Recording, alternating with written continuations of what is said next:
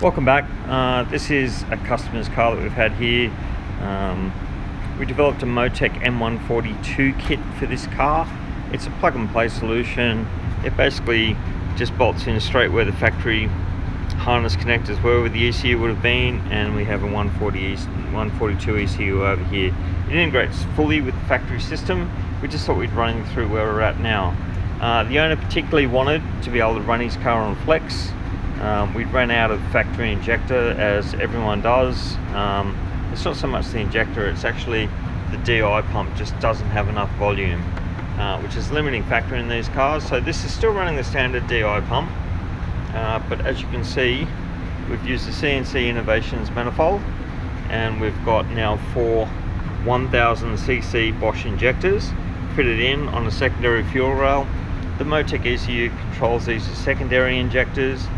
We just thought we'd run you through today what was involved in fitting it and how the whole thing looks, because there's been a bit of interest around this manifold and how it works out. So this is what we're at here. So as you can see, the owner, when it came here, had already had a cold air intake fitted up to his turbo. He did want to put a larger Turbo Smart race port blower valve in, which we've done, and that's all now plumbed back into it. You'll see that even before it arrived here, down here, which you might not be able to see, it's actually got a an oil separator tank. It breathes out of the factory PCV valve here, breathes out of the top of the rock cover, and it feeds back in over into here. So we fitted a Deetsworks 65C that the owner provided us. We changed the fuel intake pipe where it comes in. If you can see down there, we've now got a Bosch fuel filter. Down the bottom there, there's a fuel pressure sensor. It comes up, and we've also got a flex fuel sensor over here, so that we can run the thing on flex. We've got a Motec 4.9 LTC fitted there. What you'll see with the CNC Innovations manifold, we chose the center feed one, which meant that then we could put a Bosch 68mm drive-by-wire motor underneath it. This is a very similar kind of thing with what they've done with all the Arises, and they all make really good power, so we thought this was the best way around. It was a bit of a fiddly kind of an installation. CNC Innovations originally promised us that we'd have the manifold back in 3 to 4 weeks. It was actually 4.5 months before we got the manifold. It didn't arrive with the correct adapter. We got in touch with them, we paid for another adapter to come. We were very, very specific about how the adapter had to be made, because as you can see, it's incredibly tight installation port, so it doesn't foul on the radiator fan shroud or the alternator. Even though we went through all of this with them with specific angles, the adapter they sent us back was completely wrong and wouldn't fit, so we ended up having to make one locally, which is probably what we should have done at the start. Now, this car's also finished, fitted with a Mishimoto, I think it is, intercooler. Originally, the boost from the engine came in through here, and it went down, it fed in this side, it went across over to here, came back up, went across the top of the manifold and in.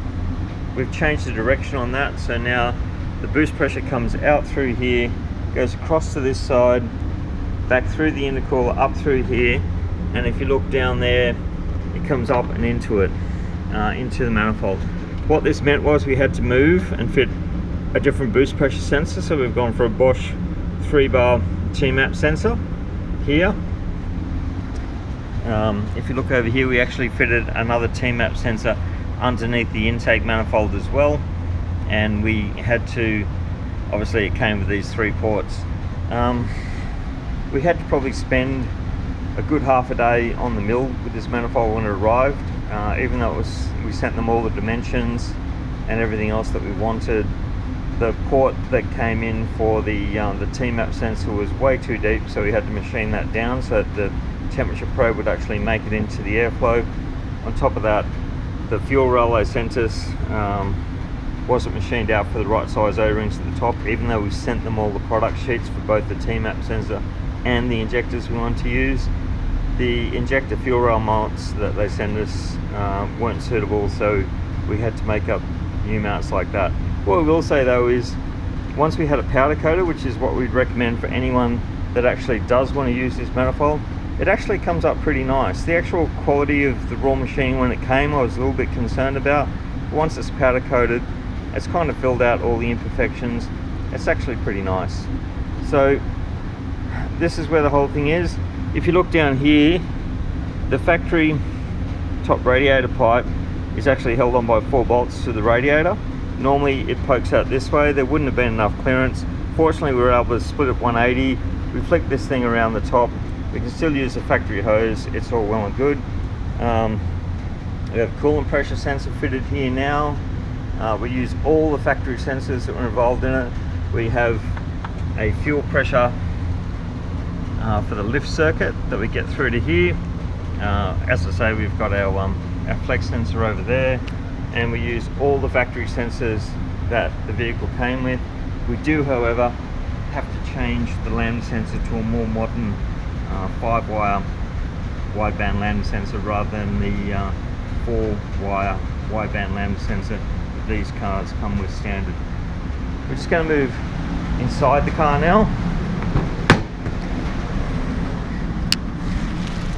because I'm reasonably sure this is kind of what everyone wants to see. We're just going to start the car. You can see the lights and everything else are all lining up there.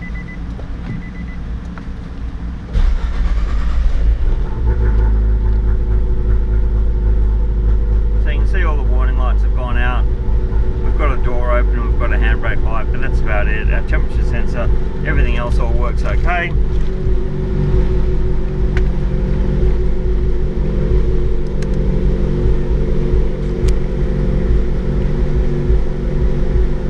We just come down to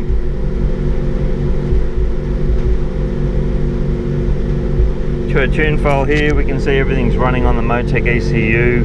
We're reading our mass flow sensor and everything else.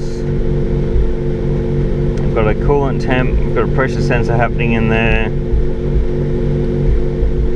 The other thing that we didn't mention before is this car also now has a turbocharger speed sensor fitted to it, and you can see it's reading a turbocharger speed as we go. Just going to come up now to have a look at our flex reading.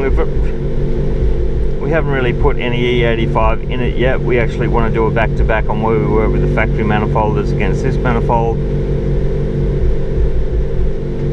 But you can see our composition's reading 5.5% ethanol, which is, it's reasonably kind of normal. That's what we kind of see in a lot of that kind of stuff.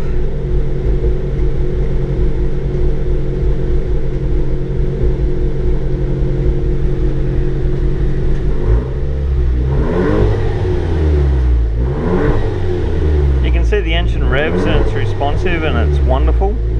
What we did fit with this is we have all 2.5-inch pipes that come from the turbocharger down to the intercooler, because the intercooler is 2.5-inch inlet and outlet. What you find with a 2.5-inch inlet and outlet, you've basically got a cross section of about 31.5 centimeters squared. These things normally have a 60mm throttle body, and you think, oh, that's not going to be too bad, and it works out about 28.5 centimeters squared, and you think that's okay. But what you haven't allowed for is the fact that it does have a 10mm shaft down the bottom. So after you've done all of that, it finishes up at being around about 22.5 centimeters squared. So it's actually almost a 25% reduction or restriction in the airflow coming into the engine. For this particular installation, we've used a Bosch 68mm throttle body. Even after you allow for the throttle shaft coming out of it, it still delivers about a 29.5 centimeters squared result. So it's probably, we've probably reduced that restriction down to about 7%. So it's a much better solution, and we're really hoping on a little bit more airflow out of it, because obviously the turbo is going to produce a lot more flow and there's a lot less restriction coming back out of it. These turbos are rated at 175,000 RPM maximum speed. The client's very keen to ensure that the tune is nice and safe and nothing's under risk. So we're going to stick to that 175,000 max RPM. It's probably going to mean that we'll be able to put 1.3, 1.4 bar of boost in it, we think, based on what we've done with similar turbos in the past. And we'll see where we finish up with the horsepower number on it. Stay tuned, we'll have some more updates on this car as we go through, as well as some data files and everything else to show you what's happening. So look forward to catching up with you next time. Thank you.